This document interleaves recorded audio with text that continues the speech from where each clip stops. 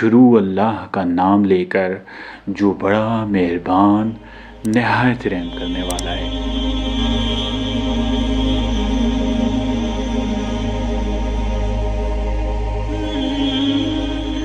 حضرت امام غزالی رحمۃ اللہ علیہ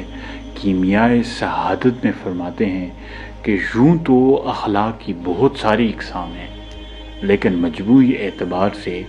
ان کی 4 قسمیں ہیں۔ نمبر 1 چارپائیوں کے اخلاق، نمبر 2 درندوں کے اخلاق، نمبر 3 شیطانوں کے اخلاق، نمبر 4 فرشتوں کے اخلاق۔ چونکہ آدمی میں لالچ اور خواہش کے عناصر موجود ہیں کثرت سے، اس لیے وہ چارپائیوں جیسی حرکات کرتا ہے، مثلا کھانا پینا، میاں بیوی کے تعلقات وغیرہ۔ پھر چونکہ اس میں غصہ بھی موجود ہے، اس لیے وہ درندوں جیسے کام کرتا ہے، مثلا مارنا یا مار ڈالنا، گالم گلوچ، ہاتھا پائی وغیرہ۔ اور یہ بھی کہ آدمی مکر و فریب کے ذریعے لوگوں میں فتنہ و فساد ڈالنے کی علت میں بھی بری طرح ملوث ہے، اسی وجہ سے وہ شیطانوں جیسی چالیں بھی چلتا ہے۔ اور اللہ کے خاص فضل و کرم سے آدمی عقل و شعور کی نعمت خاص سے بھی مالا مال ہے، اس لیے وہ فرشتوں جیسے اعمال بھی بجا لاتا ہے، مثلا علم سے پیار کرنا، برے کاموں سے پرہیز کرنا، لوگوں کی بھلائی کی خواہش، مکروہ اور گھٹیا حرکتوں سے بچنا تاکہ عزت محفوظ رہے، ہر کام میں حق کو پہچان کر خوش ہونا اور جہالت اور نادانی کو ایک عیب سمجھنا۔ حقیقت میں دیکھا جائے تو آدمی کی طبیعت میں 4 چیزیں بہت نمایاں ہوتی ہیں اخلاق و صفات کے لحاظ سے، مثلا کتا پن، سور پن، شیطانیت اور فرشتہ صفت ہونا۔ کتا اپنی شکل و صورت کی وجہ سے ہرگز برا نہیں، بلکہ حقیقت میں اپنی عادتوں کی وجہ سے برا ہے کہ آدمی سے بھی الجھ پڑتا ہے، یہاں تک کہ اپنی ہی جنس کو دیکھ کر اس پر چیخنا اور چلانا شروع کر دیتا ہے۔ اسی طرح سور بھی اپنی ظاہری حالت کے اعتبار سے قابل ملامت نہیں ہے، بلکہ اس وجہ سے لائق مذمت ہے کہ ناپاکی اور گندی چیزوں کی لالچ رکھتا ہے۔ سو کتے اور سور کی حقیقت یہی ہے، اور آدمی میں یہی چیزیں بھی پائی جاتی ہیں۔ اسی طرح شیطانیت اور فرشتہ صفت ہونے کی بھی یہی معنی ہے۔ آدمی کے لیے حکم یہ ہے کہ عقل کا نور جو کہ فرشتوں کے انوار و آثار میں سے اللہ نے انسان کو عطا فرمایا ہے، اس کی بدولت یعنی اس عقل کو استعمال کر کے شیطانی مکر و ہیلے کو معلوم کرنا چاہیے تاکہ ذلت اور رسوائی سے بچا جا سکے اور شیطان انسان کو دھوکہ نہ دے سکے۔ رسول اللہ صلی اللہ علیہ وسلم کا ارشاد پاک ہے کہ ہر آدمی پر ایک شیطان مسلط ہے، حتیٰ کہ میرے ساتھ بھی ایک شیطان تھا، لیکن میرے اللہ نے اس شیطان پر مجھے غلبہ عطا فرمایا اور وہ مغلوب ہو کر رہ گیا، اب وہ مجھے برائی کا حکم نہیں دے سکتا۔ اسی طرح آدمی کو یہ بھی حکم دیا گیا ہے کہ لالچ اور خواہش کے سور کو اور اس کے ساتھ غصے کے کتے کو بھی قابو میں رکھے، اور عقل کو ان دونوں کا یعنی لالچ اور غصے پر حکمران کر دے تاکہ وہ اس کے حکم کے تابع ہوں۔ اور جو آدمی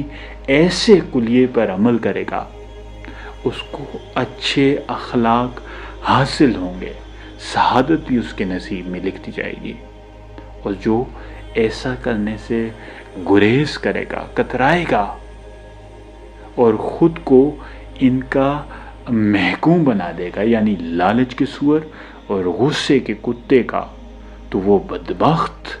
برے اخلاق سے دوچار ہوگا، بدنصیبی اس کے نصیب میں لکھ دی جائے گی۔ سورہ اعراف میں اللہ رب العزت کا ارشاد پاک ہے، وَاتْلُ عَلَيْهِمْ نَبَأَ الَّذِي آتَيْنَاهُ آيَاتِنَا فَانسَلَخَ مِنْهَا فَأَتْبَعَهُ الشَّيْطَانُ فَكَانَ مِنَ الْغَاوِينَ وَلَوْ شِئْنَا لَرَفَعْنَاهُ بِهَا وَلَكِنَّهُ أَخْلَدَ إِلَى الْأَرْضِ وَاتَّبَعَ هَوَاهُ فمثله كمثل الكلب إن تحمل عليه يلهث أو تتركه يلهث ذلك مثل القوم الذين كذبوا بآياتنا فاقصص القصص لعلهم يتفكرون ساء مثلا القوم الذين كذبوا بآياتنا وأنفسهم كانوا يظلمون من يهد الله فهو المهتدي ومن يضلل فأولئك هم الخاسرون۔ اور ان کو اس شخص کا حال پڑھ کر سنا دو جس کو ہم نے اپنی آیتیں عطا فرمائیں اور اس کو علم کے لبادے سے آراستہ کیا تو اس نے اس کو اتار پھینکا، پھر شیطان اس کے پیچھے لگا تو وہ گمراہوں میں ہو گیا، اور اگر ہم چاہتے تو ان آیتوں سے اس کے درجے کو بلند کر دیتے، مگر وہ تو پستی کی طرف مائل ہو گیا اور اپنی خواہش کے پیچھے چل پڑا، تو اس کی مثال کتے کی سی ہو گئی کہ اگر اس پر حملہ کرو تو زبان نکالے رہے، یا اسے یوں ہی چھوڑ دو تو بھی زبان نکالے رہے۔ یہی مثال ان لوگوں کی ہے جنہوں نے ہماری آیتوں کو جھٹلایا، تو ان سے یہ قصہ بیان کر دو تاکہ وہ فکر کریں۔ جن لوگوں نے ہماری آیتوں کی تکذیب کی ان کی مثال بری ہے، اور انہوں نے نقصان کیا تو اپنا ہی کیا۔ جس کو اللہ ہدایت دے وہی راہیاب ہے، اور جس کو گمراہ رہنے دے تو ایسے ہی لوگ نقصان اٹھانے والے ہیں۔ یاد رکھیں، جب آپ کو یہ معلوم ہو گیا کہ باطن میں یہ سب یعنی نفسانی خواہشات سے لے کر فرشتہ صفات تک آپ کے ضمیر کو حکم دینے والے موجود ہیں، تو اب آپ اپنی حرکات و سکنات کو تجزیے کے لیے بغور دیکھیے کہ آپ ان میں سے کس کے تابع ہیں اور آپ کی عادات پر کس کا کس قدر غلبہ ہے۔ آپ یقین کریں، اب جو آپ حرکت کریں گے اس سے آپ کے دل میں ایک صفت پیدا ہو جائے گی، اور اگلے جہاں میں وہ آپ کی مصائب و رفیق خاص ہوگی۔ انہی صفات کو تو اخلاق کا نام دیا جاتا ہے، اور سب اخلاق انہی چار حکم دینے والوں کے سبب پیدا ہوتے ہیں۔ یعنی اگر آپ خواہش کے سور کے مطیع و فرمانبردار ہوں گے تو پلیدی، بے حیائی، لالچ، خوشامد، گندگی اور دوسروں کی برائی پر خوش ہونے جیسی صفات آپ کے اندر پیدا ہونا شروع ہو جائیں گی۔ اور اگر آپ اس سور کو دبانے اور قابو پانے میں کامیاب ہو گئے تو یاد رکھیں کہ آپ کے اندر قناعت، حیا، شرم، دانائی، پارسائی، بے نیازی اور غریبی جیسی صفات پیدا ہونا شروع ہو جائیں گی۔ اور اگر آپ غصے کے کتے کے تابع ہو گئے تو نہ ڈر ہونا، ناپاکی، بڑا بولنا، غرور و تکبر، خود نمائی، طنز و تمسخر، دوسروں کو حقیر جاننا اور لوگوں سے الجھ پڑنا اور لڑنا جیسی باتیں آپ کے اندر جنم لیں گی۔ اور اگر آپ اس کتے کو قابو میں رکھ سکے تو صبر و بردباری، درگزر، استقلال،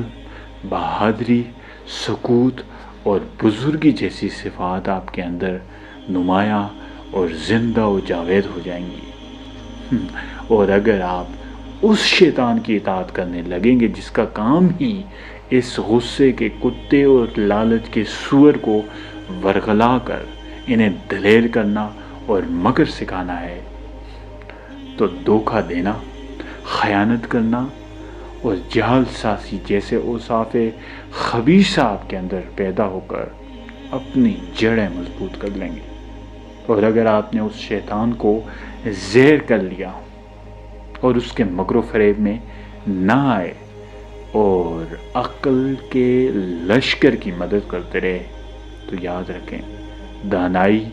معرفت، علم و حکمت، صلاحیت، حسن اخلاق اور بزرگی جیسی صفات اوصاف حمیدہ آپ کے اندر پیدا ہوں گی، سر اٹھائیں گی اور آپ کے ساتھ ہمیشہ رہیں گی، آپ کے لیے نیک یادگار ہوں گی، آپ کی نیک بختی کا بیج ثابت ہوں گی۔ سو جن کاموں سے برے اخلاق پیدا ہوتے ہیں انہیں گناہ کہتے ہیں، اور جن کاموں سے اچھے اخلاق پیدا ہوں انہیں عبادت کہتے ہیں۔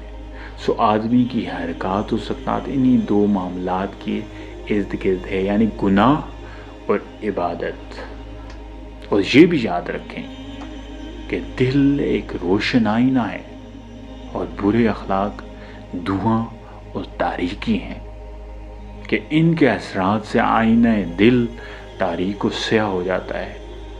اور اگر ایسا ہو گیا تو قیامت کے دن اللہ کے دیدار سے انسان سرے سے محروم رہ جائے گا۔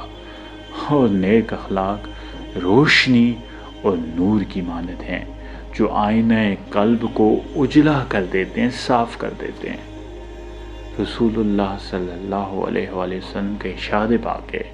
کہ ہر برائی کے بعد نیکی کرو تاکہ اس برائی کا اثر ختم ہو جائے، یعنی نیکی برائی کے اثر کو